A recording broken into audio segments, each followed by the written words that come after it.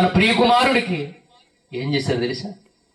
తన దేహమంతా కూడా ఒక భూమి నాగలతో దున్నితే ఎలా అయితే దున్నబడిందో అలా దున్నేశారు ప్రియులారా ప్రభు శరీరాన్ని. నాగలు పట్టుకుని ఒక భూమిని దున్నినప్పుడు ఎలా అయితే లేచిపోతుందో తన మీద ఆ కొరడ ముళ్ళు ఏం చేసింది తెలుసా ప్రియులారా?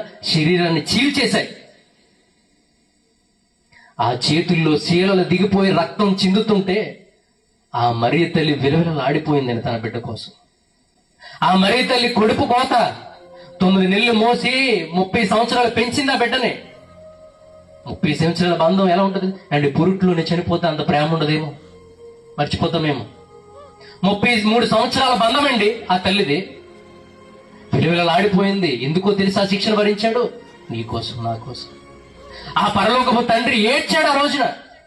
తన బిడ్డ మరణిస్తుంటే, నా బిడ్డ మరణిస్తున్నాడు ఎవరి కోసం అంటే మీకోసమేరా అని ఏడ్చాడండి నా తండ్రి, మన నాన్న.